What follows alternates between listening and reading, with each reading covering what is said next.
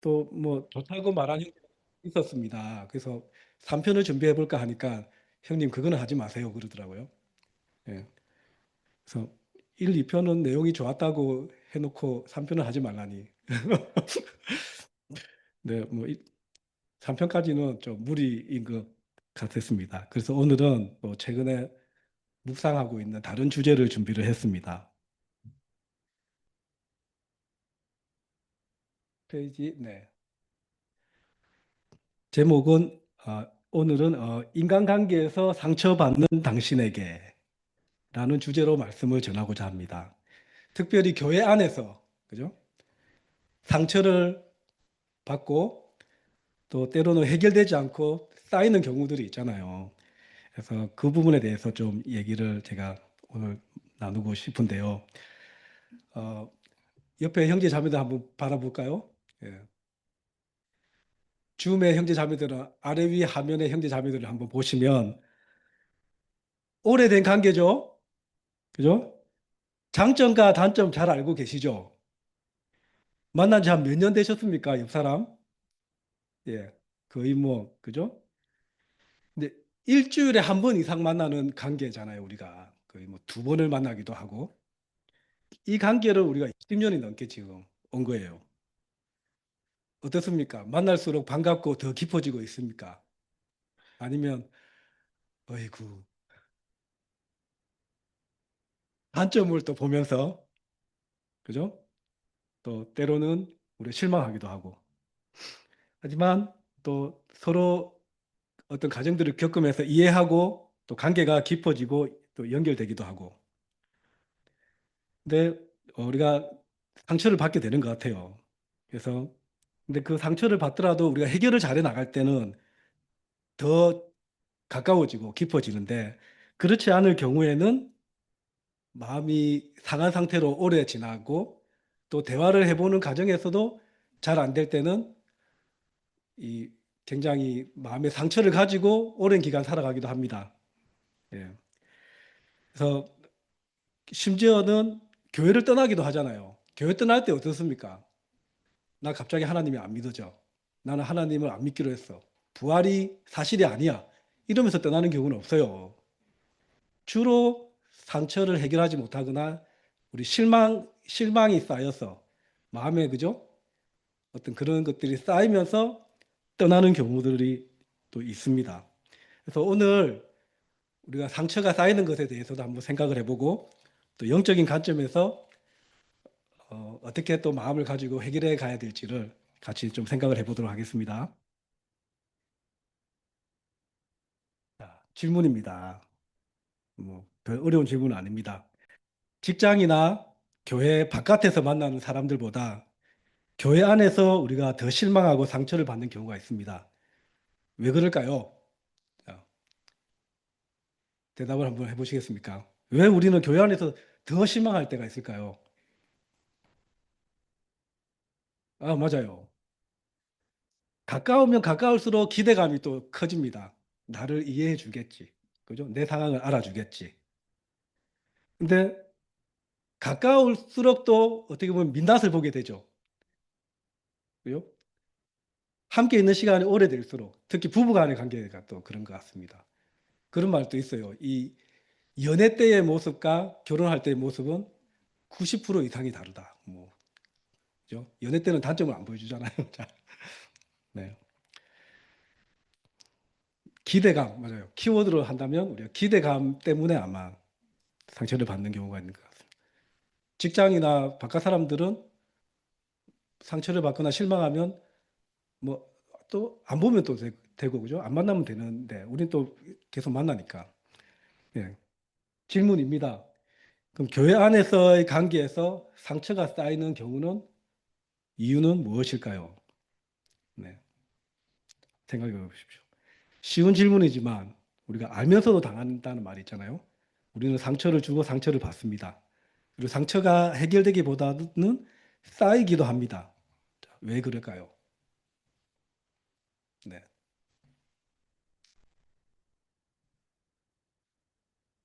이건 역시 또 기대가 무너지고 마음이 해결되려고 하는데 또 상처받고 괜찮아지려고 하는데 또 상처받고, 우리가 상처 난데 또 다치고 하면 또, 그죠? 해결, 이 해결되기보다는 더 쌓이는 경우들이 아마 있지 않나 생각이 듭니다.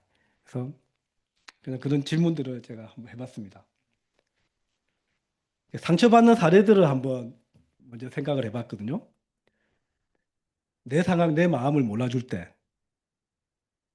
첫 번째로 제가 적었습니다.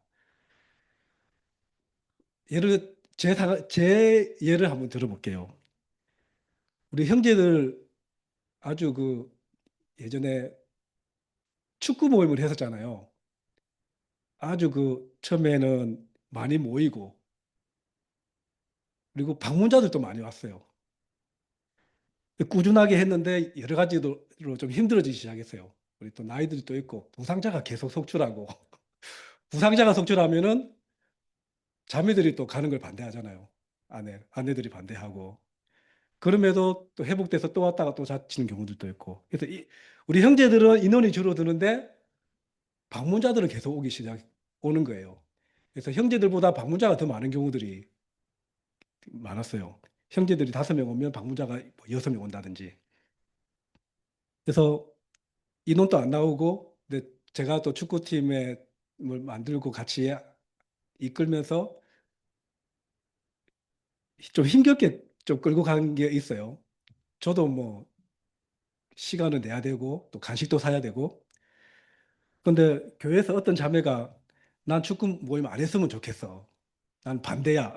정확하게 워딩이 정확하게 기억은 안 나지만 하여튼 안 했으면 좋겠다고 그냥 딱 얘기를 했을 때 그 마음은 뭐겠습니까?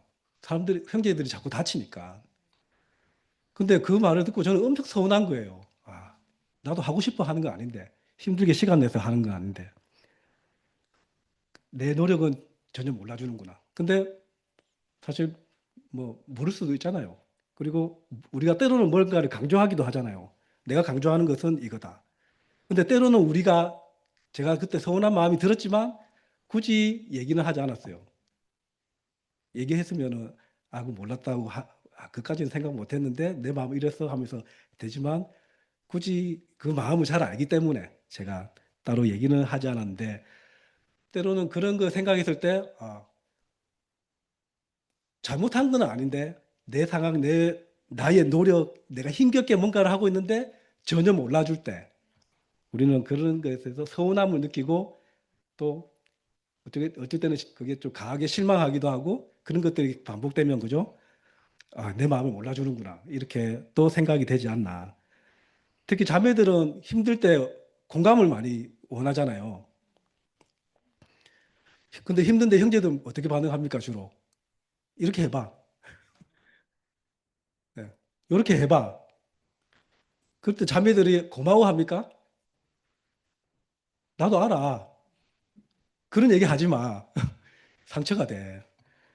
저도 아내가 예전에 그런 얘기 한 적이 있어요. 우리 아이 어떤 부분에 대해서 힘들다고, 너무 힘들다고 얘기를 하는데 제가 딱 들으니까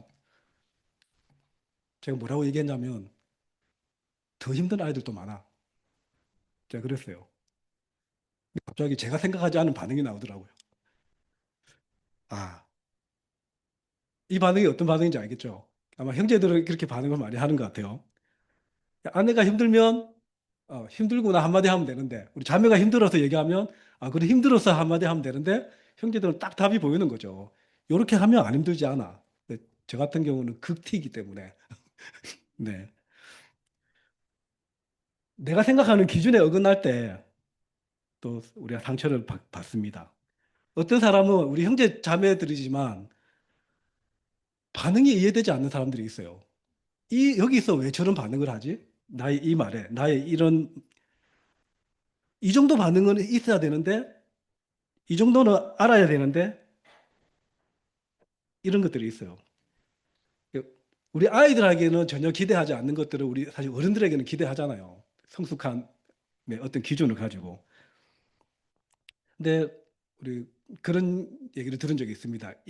인구가 전 세계 80억이 있고 우리 교회도 한 뭐 60명 있다면 60명의 생각과 생각 구조가 다 다르다는 거죠. 그러니까 어떤 경우는 내가 상상할 수 없는 생각 구조들, 내 생각 구조도 마찬가지겠지만 형제 자매들이 봤을 때 전혀 기준에 어긋나는 모습들이 때로는 보입니다. 그리고 성품적인 측면에서도 그죠? 때로는 내가 훈련 많이 받은 모습이 어떤 사람에게는 훈련받지 못하고 아이의 모습 그대로 성장한 우리 형제자 모습도 있잖아요. 성인이 돼서도. 그래서 예를 들면 저 같은 경우는 누군가가 거칠게 대하거나 회사도 그렇지만 형제 자매들이나 갑자기 누가 화를 낸다거나 그럼 저는 굉장히 좀 예민해요. 그 부분이.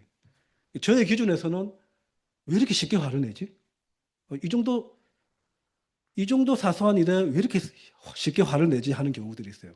근데 그 상대방은 또 그것뿐만이 아니고 그 전부터 쌓여 있는 것들이 또 있더라고요. 그 전에 몇 번에 쌓인 것들이 있는데 작은 것에 터질 때 저는 그 반응 하나에 너무 힘들고 또 그러면 또 그거에 대해서 화가 났구나 이렇게 반응을 하면 되는데 뭘 그걸 갖고 그래. 뭐이 정도 갖고 그래.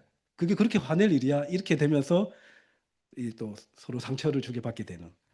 그래서 이 기준이라는 게 안 가지고 있는 것 같죠? 다 가지고 있어요, 우리가. 그래서 특히 부부 간에서 또 아이들을 볼 때 그 기준에 못 미칠 때 너무나 좀 심한 트러블이 생기기도 하는 것 같습니다. 내가 이해할 수 없는 단점을 볼 때, 그죠?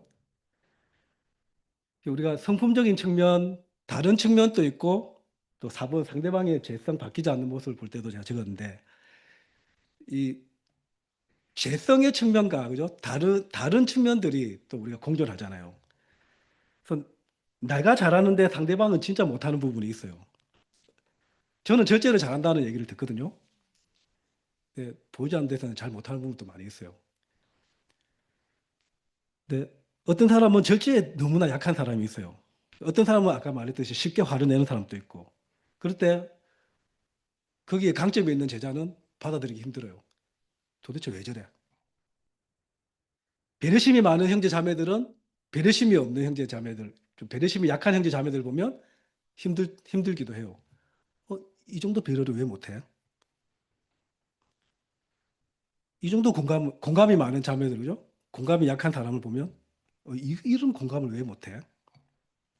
그리고 사랑이 또 나름대로 많은 사람이 있어요. 그리고 막 퍼주는 사람이 있는데 내가 이 정도 퍼줬는데 저 사람은 왜 이 정도밖에 반응을 하지 못해? 그죠? 이해가 안 될 때, 내가 나의 이해 범위를 넘어가는 단점을 보면 실망하고 상처를 우리가 또 받기도 하는 것 같습니다. 그리고 재성도 너무나 다양해요. 그죠? 그리고 또 약점, 결함도 너무나 다양한데 그 강도도 너무나 차이가 나요. 그래서 어떤 사람은 평생 싸워야 되는 그런 약점이 또 있고 자신의 생각 스타일을 바뀌지 않는 모습을 우리가 볼 때 저 사람은 왜 이렇게 노력을 안 하나, 뭐 영적으로 싸우지 않나 이렇게 또 실망하기도 합니다. 내가 이 정도 얘기했으면 알아들어야지. 자매도 좀 이해되십니까? 남편한테 그런 생각 듭니까? 좀 바뀌어. 저 그런 얘기 들은 적 있어요. 부부관계 한참 안 좋을 때. 좀 바뀌라고 오빠. 그럼 저는 어떻게 반응하겠어요? 자기도 잘 안 바뀌잖아. 이러면 이제 좀 네, 이럴 때 또 겸손한 사람이 있고 또 겸손함이 부족하고 좀 방어적인 사람, 방어적인 그죠? 약점들이 있는 사람도 또 이제 트러블의 문제가 됩니다. 그래서 상대방은 그 영적으로 열심히 싸우고 있는데도 불구하고 그죠? 우리가 버티고 있고 강야의 삶을 살고 있는 사람들도 있고 그죠? 인내와 힘든 가운데서 믿음을 지키고 있는 사람이 있는데 겉으로 볼 때는 왜 저렇게 오랫동안 못 지내고 바뀌지 않을까 이렇게 볼 수도 있습니다. 우리가 상대방의 재성, 바뀌지 않는 모습을 볼 때 또 실망을 하는 경우들이 있습니다. 그래서 이 정도 제가 사례들을 봤는데 아직도 말씀이 안 나왔습니다. 그죠? 어떤 말씀이 오늘 있을까요? 그래서 우리가 이해해야 할 것, 포인트는 안 적었는데 첫 번째로 교회는 상처받는 곳임을 우리가 깊이 이해해야 될 필요가 있습니다. 누가복음 오늘 본문입니다. 5장 27절에서 32절입니다. 예수님이 나가셔서 이제 누구를 부릅니다. 레위라는 세리가 세간에 앉아 있는 것을 보시고 그에게 말씀하십니다. 마태죠, 마태. 네. 나를 따라오너라. 레위는 모든 것을 버려두고 일어나서 예수를 따라갔다. 레위가 자기 집에서 예수에게 큰 잔치를 베풀었는데 많은 세리와 그 밖의 사람들이 큰 무리를 이루어서 그들과 한 자리에 앉아서 먹고 있었다. 바리새파 사람들과 그들의 율법학자들이 예수의 제자들에게 불평하면서 말하였다. 어찌하여 당신들은 세리들과 죄인들과 어울려서 먹고 마시는 거요? 예수께서 그들에게 대답하셨다. 건강한 사람에게는 의사가 필요하지 않으나 병든 사람에게는 필요하다. 나는 의인을 부르러 온 것이 아니라 죄인을 불러서 회개시키러 왔다. 예. 이 레위라는 세리가 있습니다. 이 세리는 세금을 걷잖아요. 이 당시에 세리는 탐욕과 부정직한 어떤 사람의 어떤 표본이라고 할 수 있습니다. 이 사람들은 세금을 걷어서 로마에 바치는데 일정한 금액을 바치는 게 있는데 세금을 걷는 데 있어서는 재량껏 걷을 수가 있었대요. 더 많이 걷는 거죠. 왜냐하면 100을 걷어서 50을 내면 50은 자기 거잖아요. 그래서 필요 이상으로 많이 걷어서 로마에 바치고 나머지는 자기 이익치 않은 게 대부분이었기 때문에 세리에 대해서는 저 사람은 이제 민족의 반역자고 저는 우리에게 삥 뜯어서 로마에 갖다 주고 자기 배를 불리는 그런 이기적이고 나쁜 죄인이고 부정직하고 탐욕스러운 존재다. 그리고 이 죄인들, 그죠? 죄인으로 보는 거죠. 그때는 어울리는 게 아니라 저 사람들과는 단절을 해야 되는 사람들인데 예수님이 하필이면 세리를 부르시는 거예요. 이해가 어렵죠. 그래서 불평을 하는 겁니다. 이 하나님을 믿는 하나님의 말씀을 가르치는 바리새파 사람들, 율법학자들이 불평합니다. 어떻게 저런 죄인들과 어울려서 먹고 마시냐고. 근데 예수님의 대답은 나는 이 사람들을 부르러 왔다는 거죠. 이 죄인들을 불러서 해결시키러 왔다. 교회는 죄인들이 모이는 곳임을 우리가 이해를 해야 됩니다. 이해는 한다고 하지만 우리가 때로는 우리 삶에서 이해하지 않을 때 상처로 받아들이게 되죠. 죄인들의 모습을 보면. 결함이 있는 사람들이 모이는 곳이 교회입니다. 여러분들, 자식이 자신을 보면 압니다. 그죠? 우리가 어떻게 왔는지. 근데 나에게 죄인의 모습으로 대하면은 또 실망하고 상처를 받는데 우리 때로는 우리도 모르게 자신도 모르게 그런 죄인의 눈으로 죄인의 어떤 모습을 시각으로 보지 않나 그럴 때가 있는 것 같습니다. 그러니까 교회 밖 사람들에 대한 기대하고 다른 거죠. 교회 밖 회사 사람이 막 나가면 하나님 몰라서 그렇다. 근데 교회 사람이 만약에 그죠? 갑자기 막 나가면 상처가 되는 거죠. 회개했는데 왜 저래? 그죠? 어느 정도의 기준을 가지고 있을 수밖에 없기도 합니다. 그래서 제가 교회에 대해서 비유가 있더라고요. 제가 좀 이리저리 생각하면서 좋은 비유가 있는데 첫 번째 교회는 병원이라는 비유가 있습니다. 병원은 어떻습니까? 치료가 필요한 사람들이 모이잖아요. 예수님이 죄인을 불러서 해결시키러 왔다고 하는데 이 아픈 사람들이 모이는 곳이 병원이잖아요. 약간 병원과 비슷한 것 같아요. 근데 이 병원에 오는 사람도 단계가 있어요. 그 포지션이 있어요. 이제 각 병원에 도착해서 치료를 받기를 시작하는 단계가 있잖아요. 치료 중인 사람이 있어요. 그죠? 1단계 치료 중인 사람이 있고, 치료하고 있는데 잘 안 낫는 사람이 있고, 어떤 사람은 많이 치료된 사람이 있어요. 그리고 시킨 대로 하지 않고, 의사 말 안 듣고 고집 부리면서 계속 병이 그대로 갖고 가는 사람도 있습니다. 증상도 다양합니다. 그죠? 심각한 증상이 있고, 너무 많이 병세가 안 좋은 사람도 있고, 증상도 다양합니다. 그래서 우리 옆에 형제 자매들 보면은 한번 보십시오. 이 사람이 어느 단계라고 나름대로 판단합니까? 자기 자신의 모습을 보면은 병원이라고 생각할 때 아마 치료 중인, 뭐 우리 하나님 나라 갈 때까지 치료해야 되지 않나 생각하는데, 옆에 한번 보시면 의사 처방대로 하지 않고 지금 고집 부리고 있는 환자구나. 혹시 생각이 들지는 않습니까? 교회는 목욕탕이라고 또 비유할 수 있습니다. 목욕탕은 몸을 씻기 위해 오는 곳이잖아요. 깨끗한 사람은 우리가 깨끗할 때는 목욕탕을 가지 않아요.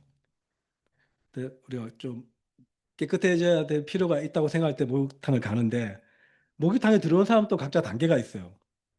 이제 갓 들어와서 때를 미는 사람이 있고, 때가 아주 많은 상태인 사람이 있고, 목욕탕에 들어왔는데 때를 조금 벗긴 사람이 있고, 때를 많이 벗긴 사람이 있고, 때는 안 벗기고 탕 안에만 있는 사람이 있습니다. 저는 때를 안 벗깁니다. 때도 별로 없거든요.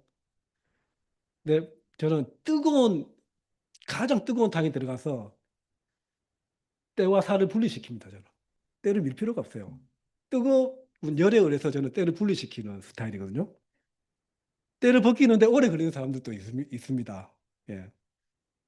저는 목욕탕 가면 2시간은 기본입니다. 네.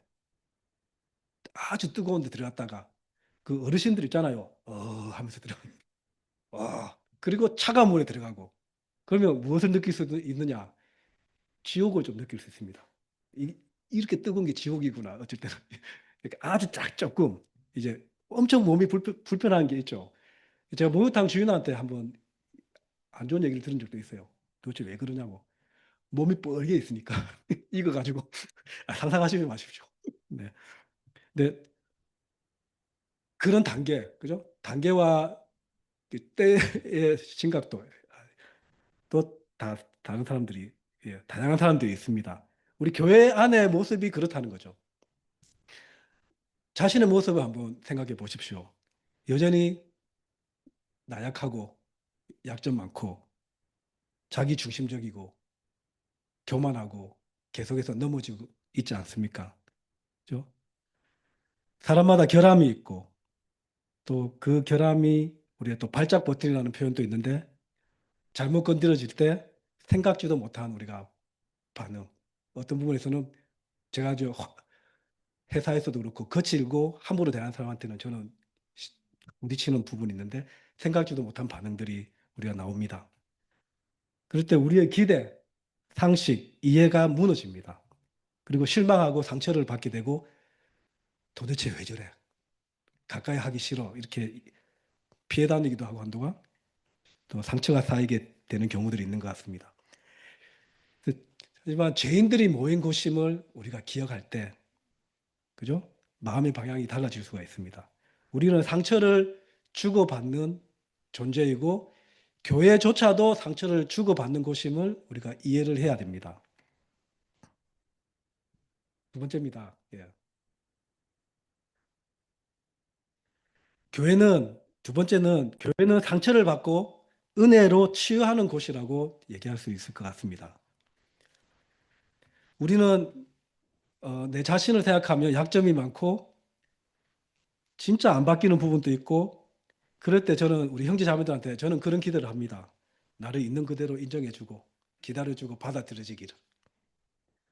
나를 있는 그대로 받아주고 인정해주는 형제 자매들이 있다면 이곳에 오는 것이 기쁨이 되고 상처가 계속 생기고 불만이 쌓이는 것이 아니라 위로를 받고, 그죠? 이 자리에 오는 것이 기쁨이 되겠죠. 저는 굉장히 위로를 받는 것 같습니다. 교회 오면 우리 목사님 계시지만 저를 있는 그대로 인정해 주는 것 같고 맞나요? 약점을 잘 알고 계시지만 예, 받아주고 우리 형제들 생각하면 항상 저를 들어주고 있다고 저는 생각을 합니다.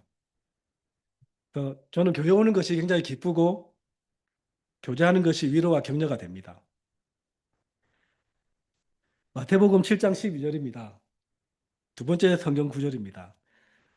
그러므로 너희는 무엇이든지 남에게 대접을 받고자 하는 대로 너희도 남을 대접하여라. 이것이 율법과 예언서의 본 뜻이다. 내가 대접받고 싶은 대로 남을 대접하라고 이야기합니다. 이것이 어떤 법칙이라고 하는데 어떤 법칙인지 혹시 아십니까? 네, 황금의 법칙이라고 합니다. 황금률. 제가 평소에 황금의 법칙이라고 알고 있는데 왜 황금의 법칙일까? 황금이 가장 가치 있고 중요한 거잖아요.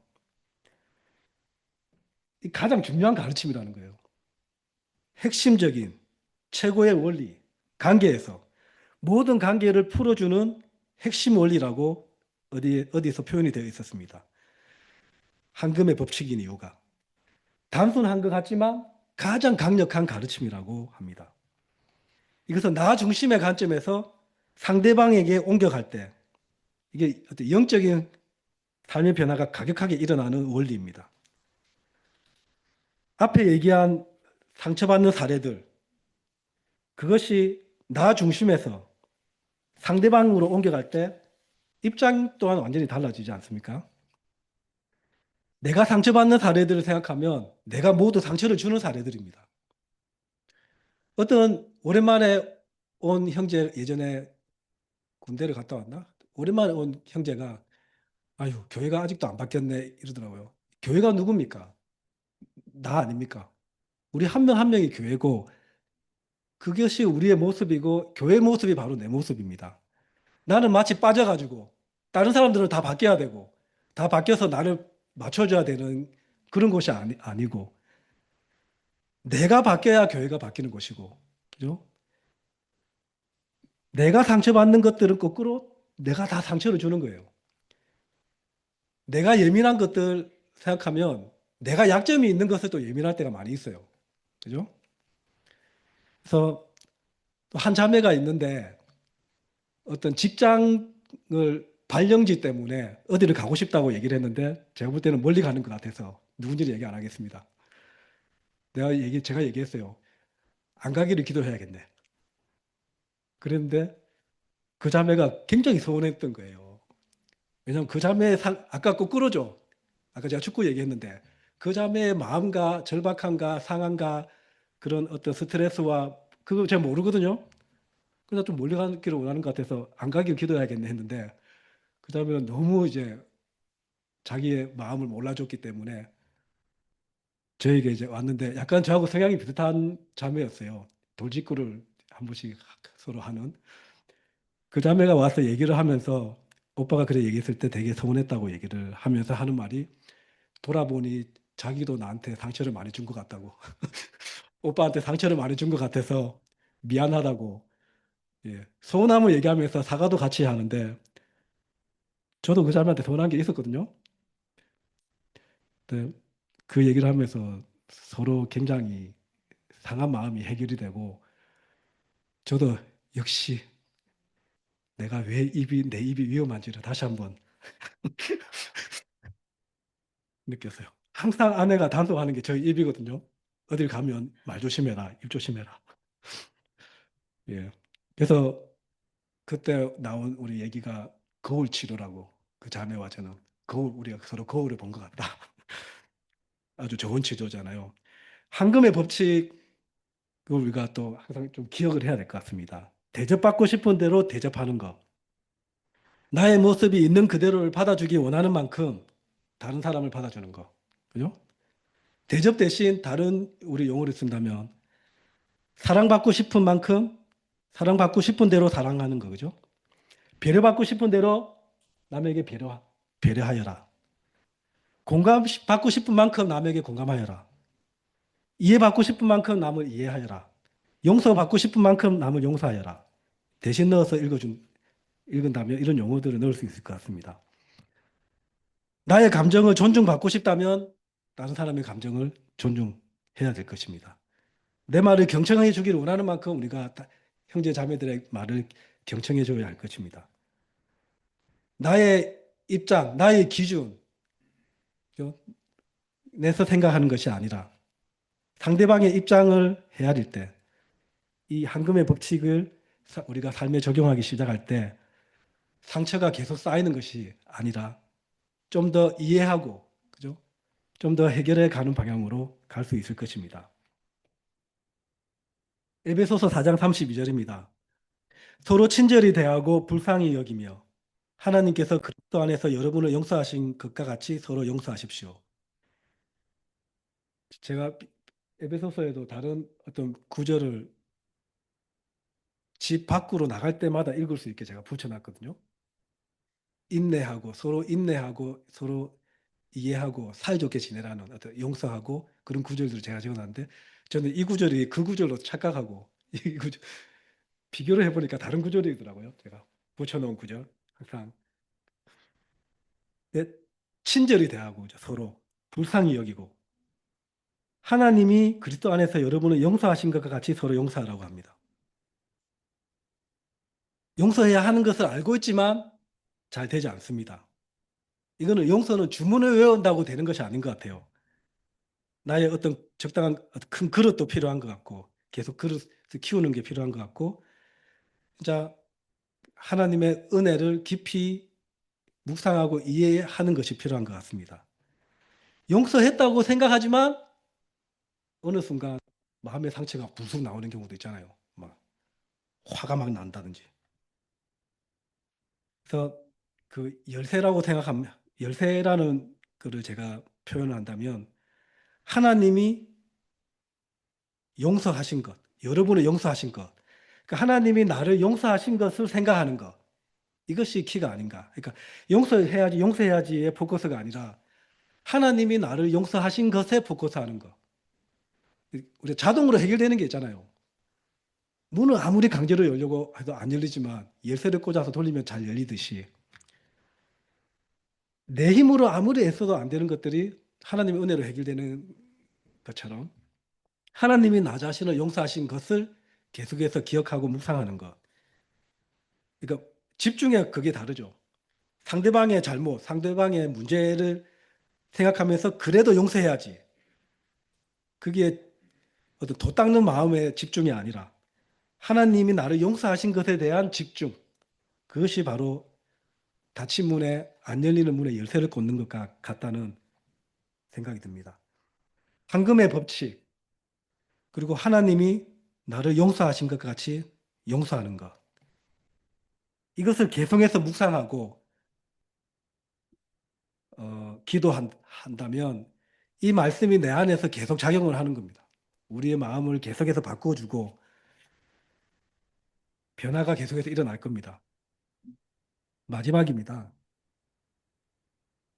결론입니다.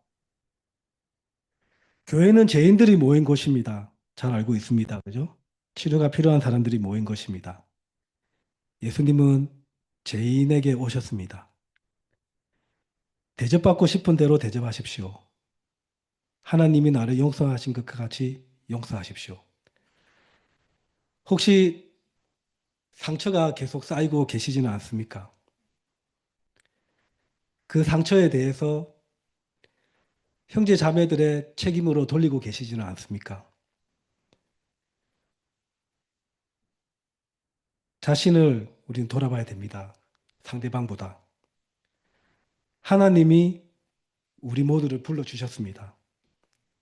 그리고 그 죄인들을 나에게 상처 주는 형제 자매들을 저 실망스러운 형제 자매들을 하나님은 불러주시고 받아주시고 용서하시고 계속해서 받아주고 계십니다.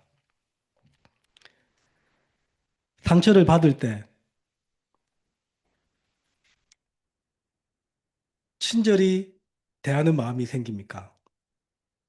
그대로 돌려주고 싶습니까? 불쌍히 여기는 마음이 생깁니까? 괘씸한 마음에 사로잡혀 계십니까?